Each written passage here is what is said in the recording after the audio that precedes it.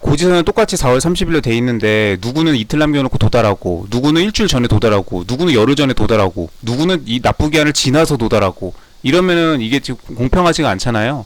그렇기 때문에 이럴 때는 도달한 날로부터 똑같이 너는 며칠날 도달했든 너는 며칠날 도달했든 그건 다 다르겠지. 그렇지만 각자 도달한 날로부터 14일 지난 날을 납부기한으로 하자. 어때? 공평하지? 이렇게 법을 정한 겁니다. 그렇기 때문에 비록 납부기한이 14일 안에 도래하지만 이거 무시하고 그냥 내가 도달받은 날로부터 14일 안으로 내면 된다 이거예요. 그럼 모두 공평하죠. 그러면 받은 날로부터 하면 되니까. 늦게 받은 사람은 늦게 받았으니까 늦게 받은 대로 14일 안에, 빨리 받은 사람은 빨리 받았어도 빨리 받은 날 이후로 14일 안에, 다만 납부 기한을 저기를 한도로 해가지고 납부 기한이 안에 있을 때, 그러니까 이거를 글로 표현을 하려니까 이렇게 돼 있죠 지금. 도달한 날에 이미 지정 납부 기한이 다 지났다. 그러니까 납부 기한이 고지서에 이렇게 돼 있는데 이게 도달이 5월 달에 왔어요. 지금 고지서를 보니까 4월 30일로 적혀 있는데 송달이 우체부가 아저씨가 5월 3일날 갖다 줬어. 뭐 어떡하라고, 이미 지났는데. 응? 그럼 국세 세무서에서 아니면 우체국에서 니네 사정으로 국민한테 늦게 보낸 거니까, 그러면 도달한 날부터 14일 지난 날을 납부기한으로 해서 내라 이 뜻입니다. 고지서가 도달했는데 이미 고지서상의 지정 납부기한이 지났다 이거죠. 이 경우에도 14일 이렇게 하고, 도달한 날부터 14일 이내에 지정 납부기한이 도래하는 경우, 도달한 날부터 14일 이내에 지금 열흘 지나면 납부기한이 도래하죠. 이렇게 되면은 이게 불공평하니까 이때도 도달한 날부터 14일 지난 날 안에 하면 된다. 그래서 5월 4일까지 하면 된다. 다만 5월 4일이 토요일이 되니까 여기 지금 이거 상으로 달력이 여기 없지만 여기를 토대로 지금 5월 며칠이 무슨 요일인지 알 수가 있죠. 이렇게 해서 5월 4일이 토요일이니까 연장해서 대체 공휴일까지 해가지고 5월 7일 화요일 날로까지 납부를 하면 오케이 하겠다 이겁니다. 네. 뭐 별건 아니에요. 이게 그 과세 형평을 맞추다 보니까 계속 수도 없이, 세법은 매년 개정되죠. 매년 이렇게 매년 개정되어가지고 이렇게 돼 있는 겁니다. 이걸 이제 글로 읽어보면은 이게 대체 뭔 소리야 하죠. 도달한 날부터 시작해 납부 기한으로 하는데 이런 각호에 해당하는 경우 막 해서 막 엄청 복잡하죠. 이게 법조문이. 그러니까 이걸 이렇게 적용을 시켜서 이게 무슨 말인지 이렇게 이해를 할 수 있으면 됩니다. 이거는 지금 여기선 적용되는 게 아닌데 그냥 갖고 온 것 같고요. 네, 3번 풀어볼게요. 국세기본법상 법인으로 보는 단체 아닌 거. 대표자와 사단의 조직의 운영에 관한 규정이 있고 단체 자신의 명의로 수익과 재산을 독립적으로 소유 관리하며. 오케이, 여기까지 다 좋아요. 네, 발생한 수익을 구성원에게 사전에 약정된 비율로 분배하는 단체. 분배를 하면 안 되죠. 네, 1번이 틀렸네요. 여기도 보니까 정관에 따라 오케이 다 좋아요. 분배하지 않으며 오케이. 분배하지 않으며 네, 좋아요. 분배하지 않으며 좋아요. 네. 공익을 목적으로 주무관청이 허가 어쩌고저쩌고 대표자의 재단, 사단, 재단 뭐 어쩌고 해서 여기도 결론은 구성원에게 분배하지 않는, 다 분배하지 않아요. 예, 다 오케이, 다 좋습니다. 여기는 지금 분배를 한다고 했죠. 네, 그래서 지금 3번이 틀렸네요. 예, 틀린 거 찾으라고 했으니까 1번이 답이죠. 자, 이게 지금 법인으로 보는 단체가 아닌 걸 찾는 건데, 이제 법인으로 보는 단체가 뭐냐? 이 단체는 법인이 아니죠. 네, 사단, 재단 이런 것들, 뭐 대한 태권도 협회, 막 이런 거 되게 많죠. 대한 장기 연맹, 뭐 이런 거, 뭐 대한 체스 협회, 막 이런 거 이렇게 많죠. 예. 되게 많은데 뭐 저기 뭐 해병대 전후회, 뭐 충남 지부, 뭐 경북 지부, 뭐 엄청나게 많아. 이런 사단 법인, 사단 재단 이런 단체들은. 근데 이런 단체들이 이런 요건들을 갖추면은 이거를 법인으로 보아서 이거를 이제 저기 하겠다. 다만 비영리 법인으로 봅니다. 네, 비영리 법인으로 봐가지고 이렇게 세금을, 법인세를 이제 저기 하겠다, 세금을 이제 걷겠다 이건데, 이때 법인으로 보는 이제 단체면 법인으로 보는 거지 법인은 아니에요. 예. 그렇기 때문에 이런 것들을 분배를 하면 안 됩니다. 예. 이거 내용은 13조에 있고 법인으로 보는 단체의 조문이 다 있어요. 다 조문에서 다 문제 갖고 오는 겁니다. 이렇게 가지고 수익을 구성원에게 분배하지 아니하는 것은 법인으로 보아 이 법과 세법을 적용한답니다. 법인으로 보는 거지 법인이란 얘기는 아닙니다. 예. 대한 태권도 협회가 법인이 되는 건 아니에요. 주무관청의 허가인가 뭐 이렇게 했고 공익을 목적으로 출연했고 다 여기 다 들어가 있죠. 예, 결론은 다 분배하지 않으면 되는데 여기 지금 분배를 했기 때문에 여기에 어긋나 가지고 이렇게 해서 아닌 거에 해당이 된다는 겁니다. 다 분배하면 안 돼요. 분배하지 아니할 것. 그리고 규정을 가지고 있고 뭐 이렇게 해서 이런 건 다 조문 읽어보면 됩니다.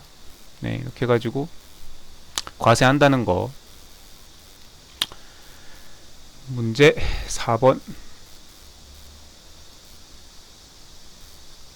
그냥 이걸로 그냥 바로 풀어야겠네요. 뭐 굳이 이렇게 문제 이렇게 이중으로 봐가면서 할 필요 없을 것 같은데요. 네. 아 근데 이게 또 참고 이게 문제를 참고를 하면서 풀면은 좋을 때가 있어가지고 이게 좀 번거롭네. 4번 국세기부법상 납세 의무가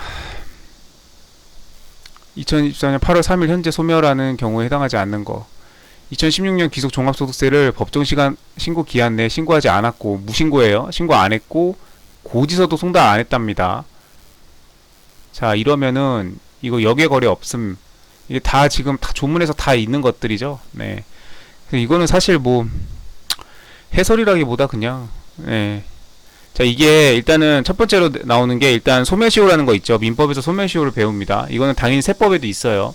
그래서 나라가 세금을 거둘 거면 빨리빨리 걷어야지 마냥저냥 있다가 한참 지나가지고 5년 10년 지나서 세금 내라 이러면 당황스럽죠. 그렇기 때문에 세금에도 소멸시효가 있다. 그 다음에 소멸시효와 또 별개로 제척기간도 적용된다. 그래서 이런 거를 국세의 부과제척기간이라고 합니다. 그래가지고 부과를 할 수 있는 기간이 정해져 있어요. 소멸시효랑 또 다른 겁니다.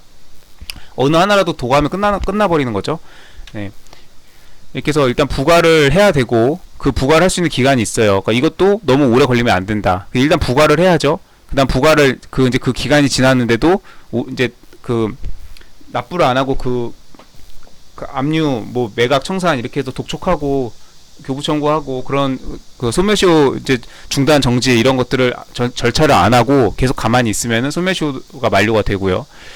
자 그러면은 이 부과 제척 기간이 먼저 있는데 지금 지금 1번 이거는 지금 부과 제척 기간에 관한 거죠. 지금 부과를 안 했잖아요. 지금 스스로 신고도 안 했고 신고를 안 했으면 부과를 해야죠. 세무서에서 파악을 해가지고. 근데 세무서도 저기를 안 했어요. 종합소득세는 먼저 신고해서 납부하는 거죠. 근데 신고가 안 들어오면은 세무서에서 이제 파악해가지고 고지서 날려야죠. 근데 지금 송달이 안 됐대요. 지금.